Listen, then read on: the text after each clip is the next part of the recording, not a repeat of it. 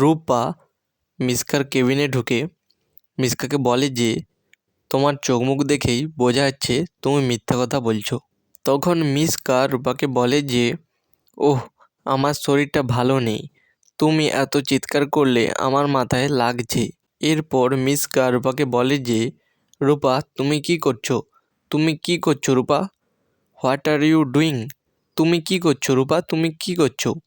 তখন রূপা মিশকাকে বলে যে তুমি চাও না যে আমরা সবাই একসাথে থাকি, তুমি আমাদের জীবনটাকে আবার আলাদা করে দিতে চাইছো। তখন মিশকা রূপাকে বলে যে রূপা রূপা তুমি কেন এটা করছো, তুমি তো দেখতে পাচ্ছ আমি হসপিটালে দিনের পর দিন পড়ে আছি। তারপর রূপা মিশকাকে বলে যে তুমি এইসব কিছুই জানো না তাই তো। তখন মিশকা রূপাকে বলে যে রূপা আমি এই চার দেওয়ালের মধ্যে এখানে পড়ে আছি, আর আমার নিজেরই খেয়াল নেই, তাহলে আমি বাইরের খবর পাবো কোত্থেকে।